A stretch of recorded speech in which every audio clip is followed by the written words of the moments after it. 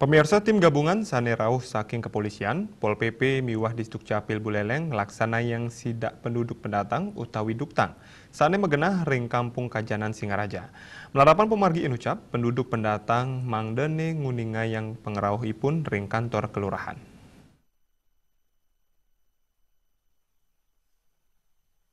Mekata petugas gabungan langsung noriksain perumahan krame miwah kos-kosan ring wewidangan kampung Kajanan Singaraja. Krame saking dua bali inucap kuturiksain indik identitas administrasi kependudukan selami menang ring Singaraja.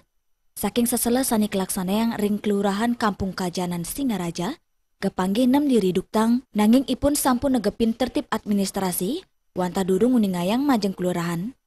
Selanturnya 6 diri inucap pacang kekaryanin surat keterangan lapor diri, sani presida keanggen selami 6 bulan. Kasatpol PP Buleleng Gede Arya Suwardanen Latarang, sidak penduduk pendatang puniki state Raja Kemargiang nyabran warse, sejeroning usaha nambakin pengeroh duktang sane nenten nyangkepin administrasi. Sidak penduduk non permanen.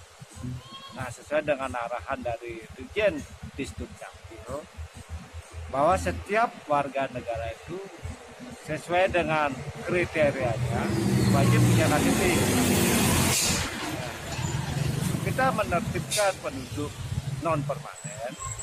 Apakah mereka sudah punya KTP?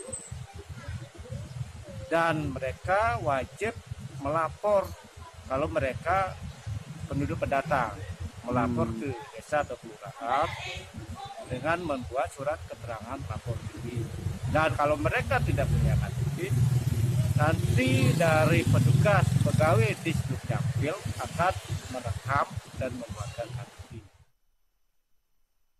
Rau mangkin anut ring data Dukcapil wilangan penduduk pendatang wenten 703 dasa sia diri, sane woda ring petang dasa kali desa kelurahan ring Buleleng, Emang Yuda Bali TV.